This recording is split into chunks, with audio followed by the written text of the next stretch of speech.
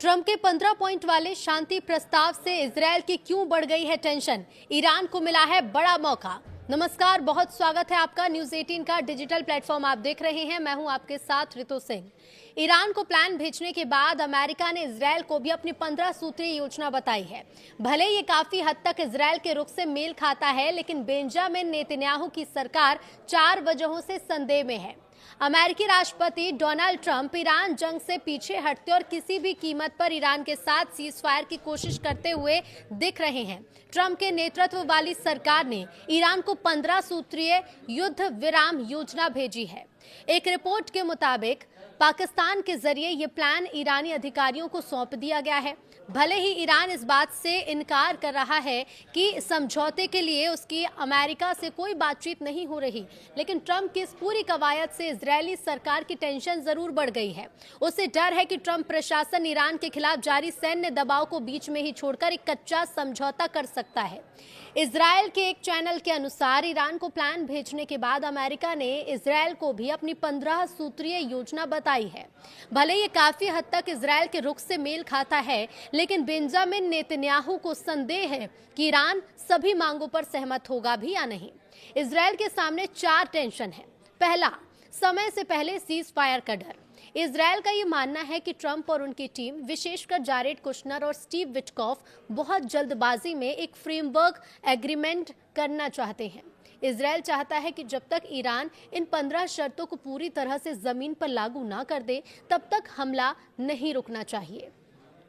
Israeli सरकार के 2 सूत्रों के हवाले से एक रिपोर्ट चैनल ने छापी, जिसमें लिखा गया कि प्रधानमंत्री बेंजामिन नेतन्याहू को डर है कि ट्रंप एक ऐसे समझौते पर हस्ताक्षर करेंगे जो इजरायल के लक्ष्यों को पूरा नहीं करेगा। इस समझौते से ईरान को बड़ी रियायतें मिल जाएंगी, जबकि उसके खिलाफ सैन्य कार्रवाई की इजरायल की आजादी को सीमित कर दिया जाएगा। दूसरा बड़ा कारण, अधूरा समझौता। इस चैनल के मुताबिक इजरायली नेताओं को इस बात से नींद नहीं आ रही है कि अगर 1 महीने का सीज फायर घोषित हो गया और बातचीत लंबी खिंच गई। एक तीसरे सूत्र से बताते हैं कि इजरायली सरकार के मन में इस बात को लेकर भी संदेह है कि क्या सच में ईरान उन बातों को मानेगा जैसा अमेरिका दावा कर रहा है। तीसरा खतरा, ईरान का ऊपरी हाथ। इजरायल को लगता है कि अगर बिना सटीक शर्तों के युद्ध रुकेगा तो ईरान इसे अपनी जीत के तौर पर पेश करेगा। रिपोर्ट के मुताबिक इजरायली सरकार ये भी स्पष्ट नहीं है कि ईरान की ओर से शर्तों को मानने की प्रतिबद्धता कौन जाहिर की है। इजरायली खुफिया एजेंसी का अनुमान है कि पक्षों के स्टैंड में अभी भी एक बड़ा अंतर है। चौथा बड़ा टेंशन, मैक्स फ्लेक्सिबिलिटी बनाम फिक्स्ड टारगेट। इजरायल को डर है कि ट्रंप अपनी मैक्स फ्लेक्सिबिलिटी रणनीति के तहत कभी भी अपना रुख बदल सकते हैं, जिससे इजरायल इस पूरे संघर्ष में अकेला पड़ सकता है। रिपोर्ट के मुताबिक एक इजरायली सूत्र का कहना है कि ऐसी आशंका है कि ट्रंप किसी भी कीमत पर समझौता करने और युद्ध समाप्त करने का फैसला करेंगे। भले इस 15 सूत्रीय प्लान में से ईरान केवल कुछ मांगों को स्वीकार करे और स्पष्ट समाधान के बिना बाकी को अस्वीकार कर दे। 27 दिन बाद भी अमेरिका और ईरान का युद्ध बढ़ता जा रहा है। इसी बीच ट्रंप का ये बयान सामने आया, जिसमें वो दावा कर रहे हैं कि ईरान को वो 9वें देश के रूप में जीत लेंगे। अमेरिकी राष्ट्रपति डोनाल्ड ट्रंप ने ईरान के साथ चल रहे युद्ध पर जोरदार बयान दिया। ट्रंप ने कहा कि हमने दुनिया में अभी तक 8 युद्ध सुलझाए हैं और अब एक और युद्ध जीत रहे हैं। ट्रंप का ये बयान ऐसे समय में आया जब मिडिल ईस्ट में ईरान के साथ तनाव अपने चरम पर है। अमेरिका लगातार ये कह रहा है कि वो युद्ध में मजबूती से आगे बढ़ रहा है और ईरान समझौते के लिए तैयार है, लेकिन खुलकर नहीं कह पा रहे। ट्रंप ने वॉशिंगटन में मीडिया से बातचीत में कहा कि हम 8 युद्ध सुलझा चुके हैं, हम एक और युद्ध जीत रहे हैं। मिडिल ईस्ट में ईरान के साथ जो हम कर रहे हैं वो वैसा पहले कभी नहीं देखा गया। इसके साथ ही ट्रंप ने आगे बताया कि ईरान बातचीत कर रहा है और डील करने के लिए बहुत एक्साइटेड है, लेकिन वो इसे खुलकर कहने से डरते हैं। ट्रंप का ये कहना था कि वो डील करना चाहते हैं, बहुत ज़्यादा चाहते हैं, लेकिन डरते हैं कि उनके अपने ही लोग उन्हें मार डालेंगे। उन्हें यह भी डर है कि हम उन्हें मार डालेंगे। किसी भी देश का कोई भी नेता ऐसा कभी नहीं कर रहा जो ईरान का प्रमुख बनने की तुलना में उस पद को कम करना चाहता हो। अब ट्रंप के दावे पर ईरान ने क्या कहा है? तो ट्रंप के इस दावे के कुछ ही घंटे पहले ईरान ने पाकिस्तान की मध्यस्थता को पूरी तरह से खारिज कर दिया था। तेहरान ने कहा कि कोई बातचीत नहीं हो रही है और वो अपनी शर्तों पर अड़े हैं। ईरान की मांगे हैं कि अमेरिका के सभी गल्फ बेस बंद हो, युद्ध का पूरा नुकसान भरपाई, हॉर्मुज पर पूरा नियंत्रण, मिसाइल प्रोग्राम पर कोई रोक नहीं, हालांकि ईरान ने ट्रंप के बयान पर सीधा जवाब अभी नहीं दिया है। तो वहीं जंग अभी भी पूरी तेजी से जारी है। हिजबुल्लाह ने हाइफा, नहारिया पर 30 से ज्यादा रॉकेट दागे हैं। ईरान ने इजरायल की एरोस्पेस फैक्ट्री पर ड्रोन हमले किए। इजरायल ने शिराज एयरपोर्ट पर हमला किया। बहरीन में अमेरिकी बेस पर फिर से धमाके हुए। यूएई के सलाहकार अनवर गरगाश का कहना है कि उन्हें सिर्फ बयान नहीं बल्कि ठोस समर्थन चाहिए। लेकिन इस बढ़ते टेंशन के बीच एक बड़ा सवाल ये भी है कि आखिर भारत पर इसका क्या असर है और दूसरे देशों पर इसका क्या असर है, क्योंकि लगातार हम देख रहे हैं कि दूसरे देशों पर भी असर पड़ रहा है। कई ऐसे देश हैं जहां पर कुछ प्रतिबंध लगने लगे हैं, क्योंकि अब गैस को लेकर, ईंधन को लेकर कई तरह की चीज़ें निकलकर सामने आ रही हैं। अब ऐसे में बड़ा सवाल ये उठता है कि इन देशों की रणनीति आने वाले समय में क्या होगी, और ऐसे में हॉर्मुज को लेकर जिस तरह की स्थिति बनी हुई है, तो इस संकट से क्या कुछ असर होगा, और फिलहाल ईरान, इजरायल, अमेरिका के बीच में क्या कुछ चल रहा है, यहाँ पर किस तरह से हमले किए जा रहे हैं, अमेरिका का क्या दावा है, इस पर भी आगे बात करेंगे। लेकिन भारत पर क्या असर है, सबसे पहले ये जान लेते हैं।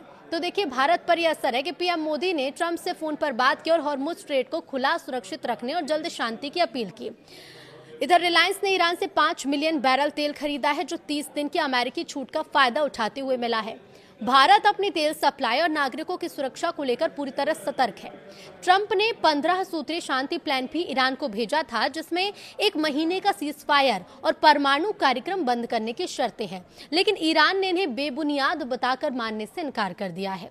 अब ट्रंप का ये बयान ऐसे समय में आया जब तेल की कीमतें ऊंची बनी है और पूरी दुनिया जंग के जल्द खत्म होने का इंतजार कर रही है। लेकिन इसी बीच अमेरिका ने एक दावे को गलत बताया है। अमेरिका ने F-18 गिराए जाने के दावे को गलत बताया, और ऐसे में सऊदी समेत 6 देश भड़के हैं। हालांकि और भी देशों में, क्योंकि लगभग 20 ऐसी कंट्रीज हैं जिन पर प्रभाव पड़ रहा है, और इन प्रभावित देशों में कई तरह के एहतियात भी बरते जा रहे हैं। लेकिन फिलहाल दावे को लेकर ट्रंप ने क्या कहा है, तो देखिए, मिडिल ईस्ट में हालात जो है वो तेजी से बिगड़ रहे हैं, विस्फोट लगातार हो रहे हैं। ईरान अमेरिका के बीच का जो तनाव है वो सीधे सीधे तौर पर सैन्य टकराव की ओर बढ़ता हुआ देखा जा रहा है। अब ऐसे में खाड़ी के जो अहम इलाके हैं, खार्ग आइलैंड को लेकर सबसे बड़ा खेल शुरू हो गया है। यहाँ को लेकर हम लगातार देख रहे हैं कि अपडेट सामने आ रहे हैं, जहां से ईरान अपने करीब 90% कच्चे तेल का निर्यात करता है। ये वही जगह है। अब ऐसे में एक रिपोर्ट के मुताबिक ईरान ने इस आइलैंड को युद्ध के किले में बदल दिया है। अतिरिक्त सैनिकों की यहाँ पर तैनाती हो गई है, और खतरनाक बात यह है कि किनारों पर एंटी पर्सनल और इसके साथ ही साथ एंटी आर्मर माइंस भी बिछा दी गई हैं। यानी कि अगर यहाँ पर अमेरिकी सेना उतरती है तो सीधे मौत के जाल में फंस सकती है। अमेरिका को और अमेरिकी सेना को इस इलाके में दखलंदाजी से बड़ा नुकसान उठाना पड़ सकता है। अब बताया ये जा रहा है कि अमेरिकी राष्ट्रपति डोनाल्ड ट्रंप की टीम इस छोटे से द्वीप पर कब्जा करने के लिए कोई एक ऑप्शन पर विचार कर रही है। अब ऐसे में मकसद है कि ईरान पर दबाव बनाया जाए और स्ट्रेट ऑफ हॉर्मुज को फिर से खोलने के लिए मजबूर किया जाए। हालांकि आपको याद होगा कि ट्रंप ने स्ट्रेट ऑफ हॉर्मुज को लेकर कुछ देशों से अपील भी की थी कि वो भी खुलकर सामने आए, और अब ऐसे में फिर से खोलने के लिए मजबूर करने की कोशिश करते हुए ट्रंप नजर आएंगे। लेकिन सैन्य विशेषज्ञ इस प्लान को बेहद जोखिम भरा बता रहे हैं कि इससे स्थिति और ज्यादा बिगड़ सकती है। डिफेंस एक्सपर्ट साफ कहते हैं कि खार्ग आइलैंड पर जमीनी ऑपरेशन का मतलब है भारी अमेरिकी नुकसान होना। ईरान में हाल ही में कंधे से दागे जाने वाले मिसाइल सिस्टम भी यहाँ पर तैनात किए गए, जो हेलीकॉप्टर और फाइटर जेट्स के लिए एक बड़ा खतरा है। ऐसे में इसी बीच ईरान के विदेश मंत्री ने खुली धमकी भी दी है। क्या उन्होंने कहा है वो आपको बता देते हैं। उन्होंने कहा है कि जहां भी अमेरिकी हित दिखेंगे वहां पर हमला किया जाएगा, और जो देश अमेरिका का साथ देगा वो देश भी होगा निशाने पर। इस बयान ने पूरे इलाके में डर और तनाव का माहौल तो बना दिया है, लेकिन इसके साथ ही साथ एक गौर करने वाली बड़ी बात यह भी है कि ट्रंप, जो कि पहले 3 शर्तों के साथ सामने आए, दबाव बनाने की कोशिश की गई, उसके बाद कुल मिलाकर 15 शर्तें यानी कि 12 शर्तें उसमें और ऐड कर दी गई हैं। लेकिन ईरान जो है वो इस बातचीत को तैयार नहीं है। ईरान ने कहा है कि किसी भी तरह की बातचीत, किसी भी तरह का समझौता नहीं हुआ है, ना ही सीज फायर को लेकर अभी ईरान मानने को तैयार है। ईरान का कहना है कि हम अपनी 5 शर्तों पर ही युद्ध विराम करेंगे, लेकिन अब देखना होगा कि 28 फरवरी से चल रहा ये युद्ध कितना आगे बढ़ेगा और कब इस पर लगाम लगेगी।